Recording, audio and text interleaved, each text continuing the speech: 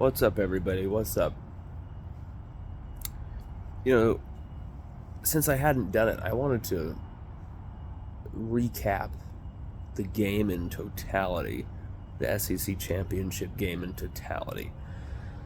You know, yeah, LSU lost 50-30, but when you look at that scoreline, as a Georgia fan, wouldn't you be kind of a little grossed out?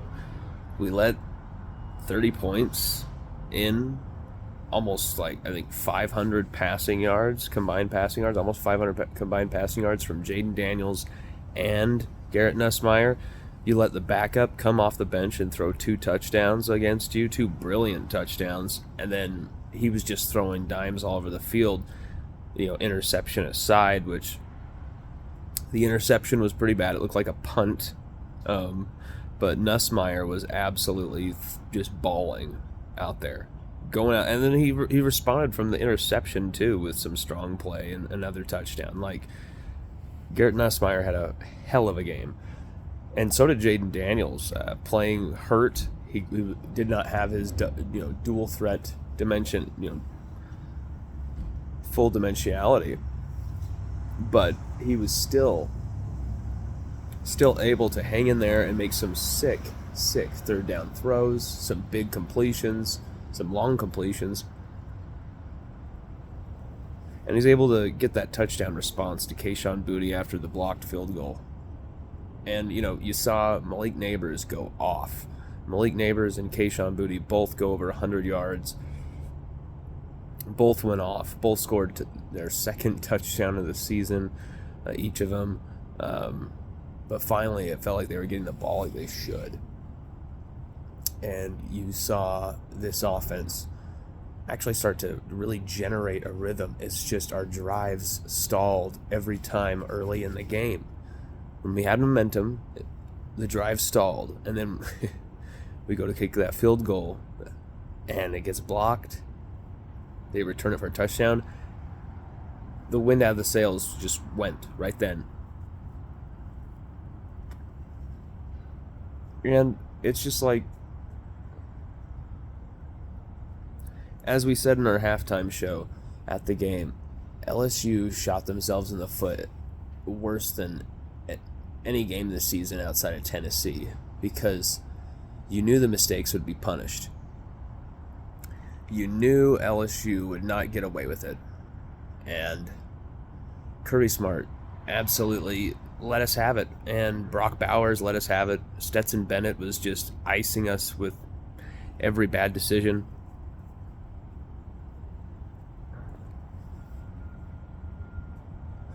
I think he threw something like 4 touchdown passes or something. Like, Ladd McConkey was roasting us. Brock Bowers, of course, could not be covered. They were doing something very interesting that I was noticing from our seats. They were forcing Harold Perkins to either be a nickel and cover Brock Bowers, or be in the box. Just really trying to force him to cover Brock Bowers and keep him out of that box. Either way, they could have a better clue of where he was going to be, and it wouldn't be so unpredictable. And so because of that, Harold Perkins, he still got off of pressures. He still blasted the shit out of Stetson Bennett for a forced fumble. It was awesome to see that live in person. Harold Perkins just flying off the edge like that and just smashing a quarterback. That was unbelievable. But Georgia, they punished us. But at the same time, Georgia were sloppy. I mean, their opening drive of the third quarter, they fumbled the ball 3 times. And finally, when Harold Perkins forced that fumble, Jaquelin Roy jumped on it. But LSU handed Georgia at least 14 to 21 points, you could argue. You remove those points, LSU were in the game, even with a backup quarterback and with 0 running game. I mean, Josh Williams, he took off for 55 yards, had that 47-yard run. Outside of that, nothing. Just very, very bad production in the running game. And usually it's because we've been relying on Jaden Daniels' legs to help wear the defensive front down. We didn't have that today. Today we didn't have that on Saturday. Another thing, Georgia, when they go for the 2-point conversion late, that was such a welcome to the SEC, Brian Kelly. You think you're Mr. 2-point conversion? Huh? You think you can outsmart Saban like that? Well, you can't outsmart me. I'm the king of kicking ass and taking aim. Kirby Smart is a loudmouth, intense dude, a fiery guy. And you and I both know that was a shot at Kelly, and it was no other thing. You don't go for 2 at that point with that kind of lead at that time unless you're wanting to stick the knife in deep. And I'm surprised Kelly, shook his hand graciously. There was even a moment before the game, where we saw that Sankey and Kelly were having a long conversation on the sideline, and it didn't look particularly pleasant. I mean, it probably was, but it looked very intriguing. Like Kelly was backing away, kind of going like to Sankey, and they're kind of talking, and it was very kind of like Kelly was like, "Yeah, I'm gonna prove you guys wrong," kind of a thing. Like it very, almost like Kelly was still being treated in a weird way by the SEC, and definitely you felt a vibe of like, "Welcome to the SEC, Kelly," type of thing. A type of hazing type of thing going on from the Georgia sidelines. But here's the thing. Georgia can flex their muscles all they want. They're going to the college football playoff. They're the number 1 team in the country. They probably should win a second straight national championship, which is pretty incredible considering before these last 2 championships, they were the Buffalo Bills of college football. But despite all their horrible mistakes, they still put up 50 points on LSU, which is just not okay with our defense. Our defense has struggled big down the stretch here after saving our asses for so many games. They've worn down, and the coverage was woeful on Saturday. There were 4 different DBs who allowed 4+ catches, and I don't want to call people out, but Jarek Bernard-Converse was roasted in coverage. He really was. Mekhi Garner was continuously targeted, allowed a few catches, but stood strong most of the time, especially while playing hurt. It was just very interesting to see how Harold Perkins was shuffling in and out of the game. They seemed like they didn't really know what to do, how to adjust, how to make sure that he wasn't caught in a weird position in the running game or in coverage. And because of that, we had people on Brock Bowers who do not match up well against Brock Bowers, and Bowers had his way. He was uncontested. It looked too easy. But it was a series of mishaps, one after another, that really defined this game for LSU.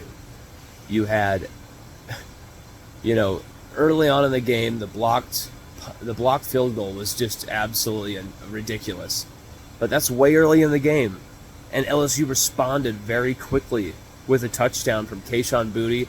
We were throwing all over Georgia. We were able to generate drives, move the chains, complete third down conversions. We were able to do it. It's just once we got down to the goal line, we got so conservative with our play calling instead of spreading Georgia out, and we couldn't spread them out and then use Jaden Daniels' legs to bail us out anymore. He couldn't bail out the bad play calling or the poor execution because he couldn't move.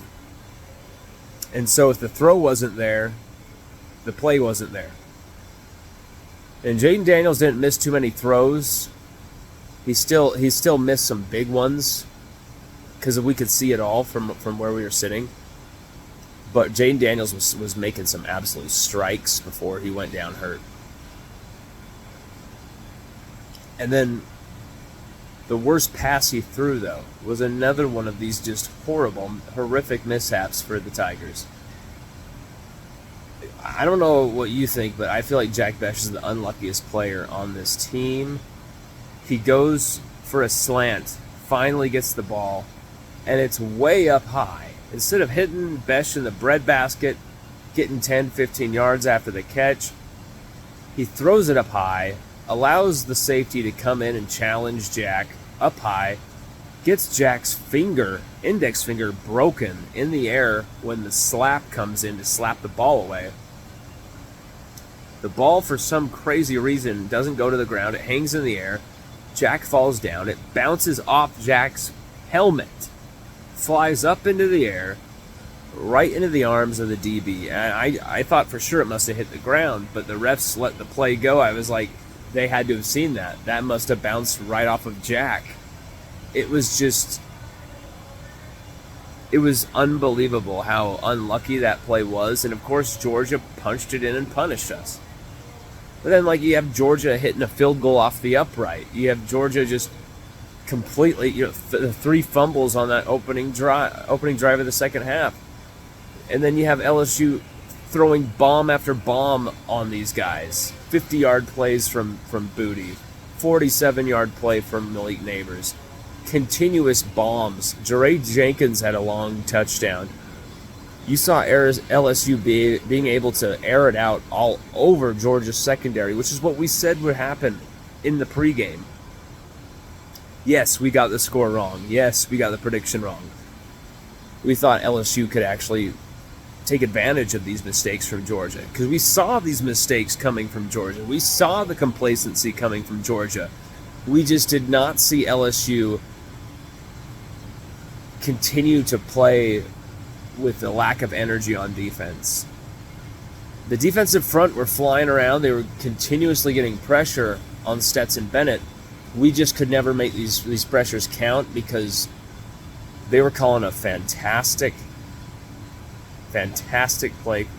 They're calling great plays against this defense, hurting the defense right in the exact plays against pressure. Kenny McIntosh had some big plays out of the backfield. He wasn't as explosive as he usually is, catching the ball out of the backfield. We minimized that. It was still effective, but McIntosh could not be stopped on the ground. He just kept chugging for yards against us. I still felt like Jaquelin Roy, Mekhi Wingo had a good game. B.J. Ojolari had a good game. Harold Perkins had a really good game, but Major Burns was the standout on defense for me. Major Burns was the guy who was like, the buck stops here. He wanted to show his former team what they were missing. He wanted to show his former state, the state that he was formerly in, what they were missing, and he had a great account of himself. He was playing with so much fire and emotion. Even Brian Kelly had to kind of calm him down. Who knows how well LSU's defense would have been able to sustain what they were doing this season had Major Burns stayed healthy. Major Burns was having an unbelievable season, and he was making a lot of plays in the backfield. Even if his tackles for loss are only 3 or 4 or whatever on the books, it's the tackles for loss he created with his blitzes and pressures. Even if he missed the tackles, his missed tackles were forcing made tackles, forcing guys into areas they did not want to go and they were stuck. But really, the tale for LSU's defense could not stop the run. We got worn down. We were stuffing it at first, able to force some punts at first, able to generate drives on offense at first. All these things were looking good, but we could not execute. We could not punch it in. We could not get the points when we needed to. The points came in the second half. But you know what? This team still fought. This team still were trying to answer. And if you're... I don't know about you. I was sitting next to Georgia fans, and they were frustrated as hell over this performance. They were all like, yeah, take that LSU at certain moments. But then, right as they're like, yeah, we just absolutely are kicking LSU's ass, we're up 35-10, LSU makes it 35-17. And then if one or two things go LSU's way, if we don't screw some things up, LSU make it 35-31 at one point. had they like just not screwed themselves on these big drives where they, there was a big drive where Malik Neighbors catches a 45-yard, 47-yard bomb down the field, gets down to like the 5-yard line. We go for it on 4th and 1 instead of kicking the field goal. Josh Williams, not fully healthy, gets stuffed. It's such an obviously predictable play. We got 4-3 tight ends in the game. Like, are you kidding me? Spread them out. Give Williams some room. When you put the best defensive front all in there, they can put extra bodies in there in a jumbo package. They know what's coming. What do you think's going to happen? I mean, I was shocked we were able to kind of push them for a touchdown later in the game doing the same thing. I mean, it was cool that we were able to do that. We were able to kind of physically overpower Kirby Smart's bullshit and kind of shove it in his face. But it was kind of egotistical from Kelly and Denbrock to kind of be like, yeah, we want to keep, run it down their throat and shove it down their throat. And it was kind of a battle of physicality between Kirby Smart and Kelly, two coaches who love to physically run the football and to physically dominate. But it was a little short-sighted. We should have been, spreading these guys out, getting under center, and just dropping for a few inches. It wasn't even a yard that we needed.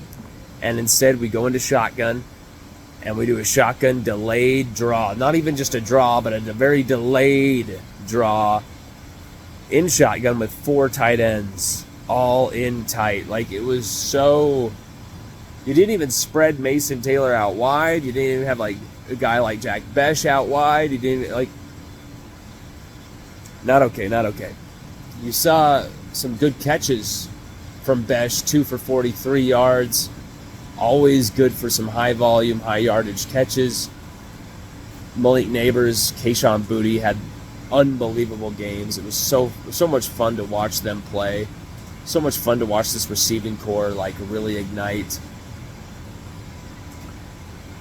Garrett Nussmeier was making some sickening throws. That spin and throw for the touchdown to Jeray Jenkins was absolutely filthy. And the second it was out of his hand, you knew touchdown. It was just crazy. And it was, will he stay, will he go? Either way, he just showed everyone what he's about. And yeah, Garrett Nussmeier still rough around the edges with some of these interceptions and some of the decision making with the passing game. He's still young, needs more reps. Okay, playing quarterback, you're throwing the football as much as he was trying to get us back in the game, trying to make something happen. You're going to throw an interception. And you know what? I'd rather take those interceptions with those touchdowns. You know what I'm saying? I'll take that trade-off every day of the week. But really, this SEC championship game loss, it may have been deflating for some people. I know there were some fans who were really criticizing Kelly. You lose A&M, now you lose to Georgia, and you allow 50 points. You allow 38 to A&M. What's going on here? Matt House, blah, blah, blah, blah, blah. Criticism of this person, criticism of that person. Huge, huge criticism of Mike Denbrock. And, he deserves some of the criticism here. Because just like we said, some of the play calling was atrocious down when we really needed to get points and punch it in. That's when you trust in your receiving core. The guys who've been burning Georgia all game. You throw it up when it's a 50-50 ball. They couldn't even contest. Make it catchable. They couldn't even contest with our receivers. Give these guys a chance. And you heard it from Neighbors after the game. He said Garrett Nussmeier trusted the receivers. He trusted us to make plays. That's huge. I don't know if he's saying Jaden Daniels didn't, but he's saying Garrett Nussmeier did. Obviously, Jaden Daniels did, but that was more because he had to. He was handcuffed athletically going into this game because of the injury. So, what do we learn from this game? We learned that LSU still are just fighting, raging and fighting. Every game they fight, they fight, they fight. They battle. And it is very, very, very inspiring, very fun to watch as an LSU Tigers fan to see this team continue to fight, continue to compete. What's not fun to watch is this team continue to shoot themselves in the foot and waste golden opportunities not only to win games, but to even be in a college football playoff this season. We really wasted a big opportunity this year with a team that had no reason being there, right? But actually we did. We belonged there. But you know what? You don't when you play like this on special teams. You don't when your defense lacks the depth that we have, and that's why they've worn down. You got these guys who've been playing 700 plus snaps. Mekhi Wingo, Mekhi Garner, Greg Brooks, all played over 700 snaps. I believe Jaquelin Roy has too. I mean, you got guys who are really, they've been beaten up, they've been worn down by keeping LSU in games all season. Okay? And I just feel like LSU's offense really needed to bail this defense out early by scoring points, and they were able to keep the defense off the field and rested early for quite some time. But then the defense also didn't back up the offense with some big busts in coverage. But, when you're going up against Brock Bowers, Ladd McConkey, Darnell Washington, and you've got a quarterback like Stetson Bennett, it's we were able to stop Stetson Bennett running the ball. He only had a few good runs, and it was mostly because of the work of Harold Perkins when he was on the field spying him, or Micah Baskerville. B.J. Ojolari you can throw in there as well, but really a lost opportunity once again for LSU football in 2022, but a lot of very, very promising signs. We were in the SEC championship game in year one with Brian Kelly, okay? We only made one SEC championship game under Orgeron. Only one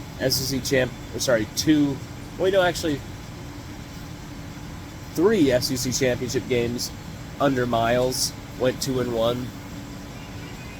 So we're really just at the start of this thing with Brian Kelly. We've already gotten to the SEC title game. So LSU football have announced themselves, and now going into 2023 with a loaded class, a 2022 nucleus that have a season under their belt with brilliant freshman experience. You've got an elite receiving corps that have Kayshon Boutte coming back, Dominic Lovett most likely coming through in the transfer portal, Jack Besh, Malik Neighbors returning, hopefully, despite transfer rumors concerning Besh, hopefully he comes back. There's signs trending that he might return,